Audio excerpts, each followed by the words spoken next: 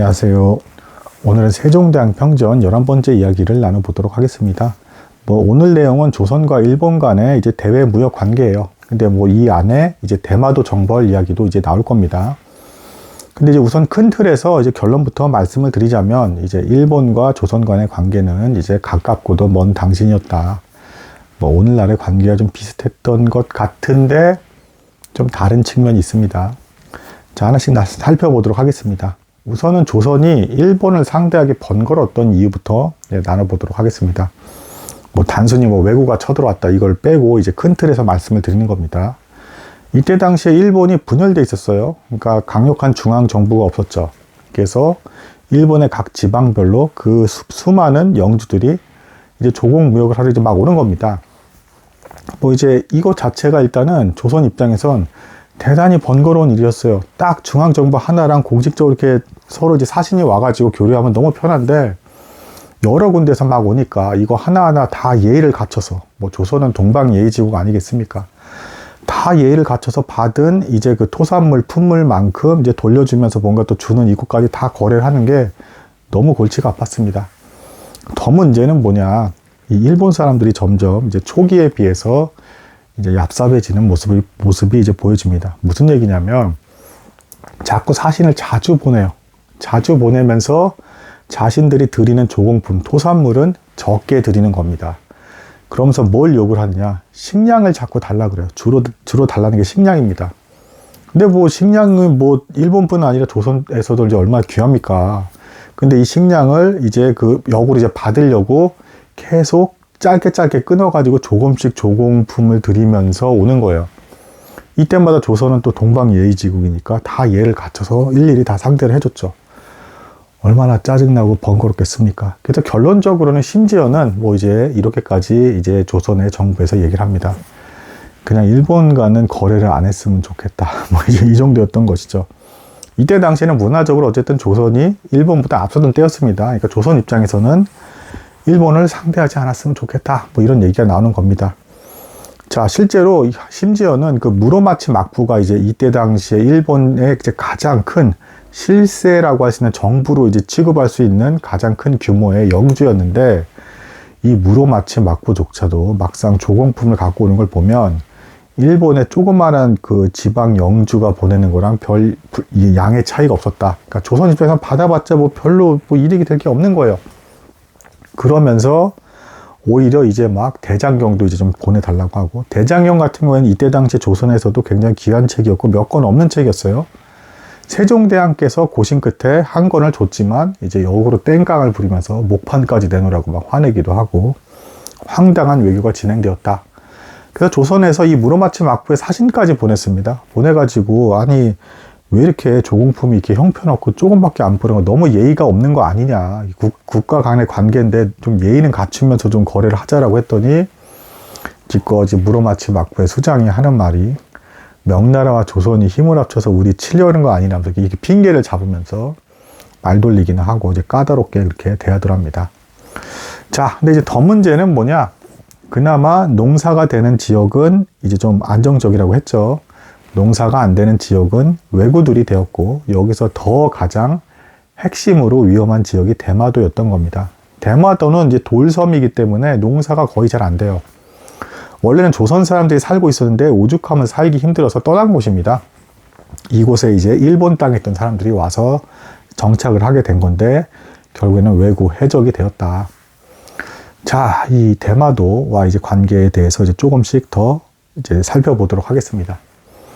자, 이 태종 입장에서 대마도는 너무 얄미운 곳이었습니다. 자, 이 상황을 좀 이해를 하셔야 되는데, 일단 외교 관계는 세종대왕께서 직접 처리하셨지만, 이제 대마도 정벌 이야기를 다룰 건데, 이 정벌하는 과정은 태종 이방원이 이제 진두지휘했다. 왜냐하면 여전히 이방원이 군권을 쥐고 있기 때문에 그렇습니다. 세종대왕은 군권은 쥐고 있지 않은 상태죠. 초창기 5년 동안은.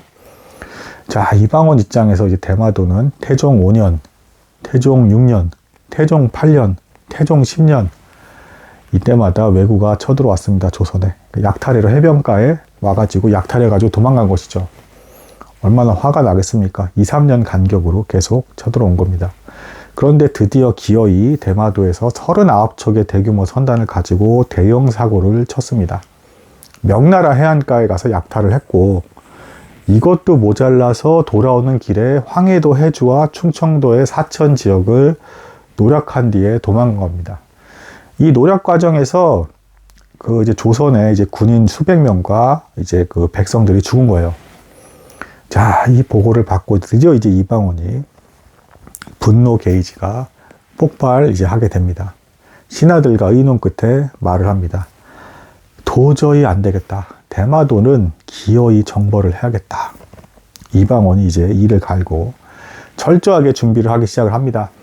그냥 준비한 게 아니고 우선 어떻게 했냐면 일본의 몇몇 항구 지역에 일본 사람들과 상인들이 살았어요. 근데 이 사람들한테 조선이 대마도 정벌을 준비를 한다는 게 소문이 나면 안 되기 때문에 먼저 이 사람들 약 559명에 따릅니다. 싹 다 잡아들였습니다. 잡아들인 다음에 관노비로 만들어 버린 겁니다. 그리고 일부는 이제 뭐 양반들이나 이제 신하들의 이제 노비로 이제 보내버린 것이죠. 이 과정에서 일본인 약 한 160명 정도가 자결해 버렸다라고 합니다. 노비가 될 바엔 죽겠다 해서 죽어버렸고, 이렇게 해서 일단 조선 땅에 있는 이제 정보망이 될 수 있는 일본 사람들을 싹 다 제거한 뒤에 이제 군선과 군인들을 마련해서 무려 227척, 17,000명의 군대를 신하 이종무에게 이제 맡겨서 대마도를 정벌하라 합니다. 자, 대마도 정벌하면 왠지 좀 되게 통쾌할 것 같지만 실상은 그렇지는 않아요. 안타깝게도 그렇게 뭐 통쾌한 전쟁은 아닌데, 그럼에도 불구하고 다행스러운 건 이제 국격은 그래도 챙기는 전쟁이기는 했다. 어떻게 진행됐는가 좀 보겠습니다. 이종무가 배를 타고 이제 대마도를 정벌하러 가려고 하는데 풍랑이 굉장히 강하게 일었습니다. 그래서 거제도에서 한번 쉬게 돼요. 이걸 보고 왠지 좀 불길한 느낌이 들죠. 그래서 이방원도 그만둘까 하다가 기어이 그냥 끝까지 가라. 대마도는 기어이 정벌을 하겠다. 안 되겠다. 너무 문제가 크다 해가지고 이종무가 기어이 배를 타고 이제 갑니다. 대마도 해안가에 멀리서 조선배가 이제 조선 군함이 보이기 시작할 때 처음에 해변가에 있는 대마도 주민들은 약탈한 해적선이 돌아오는가 보다 하고 신나했답니다. 그러다 점점 가까이 와서 보니까 대규모의 조선 군함이었던 것이죠. 그래서 이제 대다수는 도망가고 해변가에서 이제 저항하던 50명의 외인들은 순식간에 다 죽임을 당하고요. 이렇게 해서 조선 군인들이 상륙을 하게 됩니다.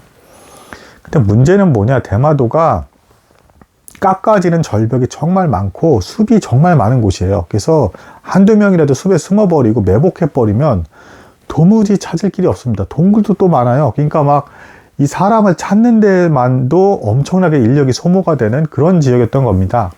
그래서 실제로 이 대마도 정벌 때 대마도주도 끝까지 못 잡습니다. 다 숨어 들어가가지고. 그러면서 얘네가 게릴라전을 펼치니까 오히려 조선 군인이 더 많이 죽은 전쟁이기도 해요. 대마도 정벌이. 하지만 조선 사람들이 그냥 당할 수도 없는 노래 아니에요. 그래서 대마도에 있는 민가 1900채를 다 태워버리고 또 이제 민간인을 죽여버리게 되는 이제 이런 일들이 발생을 합니다. 방법이 없으니까요. 그리고 왜구들은 계속 게릴라전을 펼치면서 조선군을 괴롭히는 것이죠. 자, 이런 대치 가운데서 마침내는 7월이 됐고, 이 7월이 되자 이 대마도주가 아주 거만하게 서신을 보냅니다. 뭐라고 했냐? 군대를 물려라. 이제 7월이다. 7월이면 해안가 파도가 얼마나 강한지 너도 알 거다. 돌아갈 수밖에 없으니까 너희는 이제 그만 돌아가라. 항복하겠다는 말이 아닙니다. 이런 아주 건방진 문서를 보냈습니다. 이종무도 이제 고민을 하는데, 생각해보면 7월달 어떻습니까? 태풍 지나가는 시기잖아요. 그러니까 돌아가야 되긴 돌아가야 되는 거예요. 그래서 이거를 이방원에게도 보고가 됐고, 이방원도 고민 끝에 안 되겠다. 일단은 군사를 물려라 해서 이제 돌아가게 된 전쟁이 이제 대마도 정벌입니다. 하지만 이제 여기서 어쨌든 이 정벌을 한 후에 대마도도 어쨌든 피해는 상당했죠. 이방원이 이제 국서를 보냅니다. 대마도주에게 보내는 거예요. 항복해라. 너희도 지금 정벌을 당해봐서 알겠지만 이 대마도에서의 전쟁은 승자가 누가 나올지가 어려운 곳이고 지형이 너무 복잡하고 험한 곳이라서 너희나 우리나 힘들다. 하지만 우리가 좀 더 국력을 키우고 준비해서 정말 작정하고 너희들 멸하려고 하면 인력을 늘려서 포위해버리면 너희 섬을 굶어 죽일 수 있다, 우리는. 그러니까 너희 항복해라 라고 하면서 11월까지 기간을 줄 테니까 이때까지 항복 문서를 보내지 않으면 또 정벌을 하겠다라고 대마도주에게 이제 문서를 보냅니다. 자, 여기서 또 대마도주가 얍삽한 행동이 또 나옵니다. 11월 때까지 또 항복 문서를 안 보냈어요. 그러고 다음에 1월 달에 갑자기 뭐 평소처럼 아무 일 없었다는 듯이 사신을 보내서 조공무역을 또 하려고 하면서 식량을 요구하는 겁니다. 자, 조선 정부는 이 아나 무인의 이 대마도 행동에 대해서 황당함을 금치 못했고 여전히 이제 침묵으로서 기다렸더니 2월쯤 되고 나서 대마도주가 마침내 이제 문서로서 항복하겠습니다. 단 조건을 제시하겠습니다. 참 이것도 항복한다면서 또 뭔 조건이야. 참 끝까지 이렇게 무슨 조건을 내걸었냐. 대마도는 너무 척박해서 농사가 안 되는 곳입니다. 저희 백성들을 거제도에 거주하게 해주셔서 거기서 농사를 짓게 하시고 거기에 나온 농산물의 일부는 우리가 가져가고 남은 건 세금으로 조선이 가져가십시오. 그리고 우리를 그렇게 아니면 그렇게 우리가 성가시면 조선에 아예 정식으로 이제 그 조선의 나라의 한 지역으로서 편입을 시켜 주십시오. 이렇게 요청을 한 거예요. 근데 조선 입장에서 이때 당시 대마도가 너무 가치가 없었습니다. 그리고 관리하기도 너무 힘들고 결정적으로 대마도에 조선 사람을 보내봐야 아무도 살 사람이 없었어요. 그러니까 태종 임방원이 역시 이제 다시금 국서를 이제 보냅니다. 너희들이 말한 것에 대해서는 우리가 많이 생각을 했고 우선은 항복을 해라. 일단은 경상도 지역에 너희를 편입을 시키되 우리가 관리는 보내지 않을 것이며 앞으로 정식 절차를 거쳐서 반드시 무역을 갖추어서 그러니까 정규 이제 그 정식 과정을 거쳐 무역을 통해서 우리랑 거래를 해야지 절대 외구를 사용해서 너희가 우리를 침략하게 되면 벌을 내리고 또 정벌을 하겠노라 라고 했더니 이때 이제 대마도주가 이제 해적선 중에 일부 그 선장을 잡아서 목을 베다가 조선 왕에게 바치면서 이제 시중에는 이런 표현까지 기어 있어요. 황제라는 표현까지 쓰면서 우리가 화합하면서 함께 있기를 바랍니다. 라고 하면서 이제 이 대마도주를 마침내 이렇게 이런 식으로 힘들게 우여곡절 끝에 이제 그 굴복시키는 이런 내용이 나옵니다. 참 일본 간의 외교 관계는 예나 지금이나 참 어려웠던 것 같습니다. 이때 당시에는 조선이 아예 그냥 일본과는 거래를 하기 싫을 정도였다는 거. 너무 얄밉게 조금씩 주면서 그때마다 식량을 달라고 하면서 이렇게 먹을 거를 요구하는 그런 나라였다라는 거. 뭐 대장경이나 불교를 이렇게 뭐 좀 받고 싶을 때도 건방지게 막 목판까지 막 내놓으라고 하면서 막 이렇게 으름장도 넣기도 하고 막 이랬다 저랬다는 묘한 행보를 보인 나라가 일본이었다. 이 과정에서 대마도 정벌이 발생을 했고 시원치 않은 전쟁이긴 했으나 어쨌든 국격이 살아나서 이제 굴복한 사건이고 가장 결정적으로 일본 본토에서 조선에서 대마도를 정벌한 것에 대해서 아무 말이 없습니다. 아무 말도 하지 못했고 될 대로 되라는 식의 반응이었고 조선에서는 대마도를 또 직접 정벌하기 싫어서 그냥 경상도의 지배를 받되 관리는 파견하지 않는 형태로 완전 지배는 아닌 형태로 대마도를 두게 되었다. 그러니까 어떤 면에서는 그러니까 이때 당시 시대에는 대마도가 사실상 조선의 영향을 더 많이 받고 있던 그런 지역이었다라고 이제 말씀드릴 수가 있겠습니다. 국력이 더 강했기 때문에 그랬다라는 것이죠. 오늘은 여기까지 나도록 하겠습니다. 감사합니다.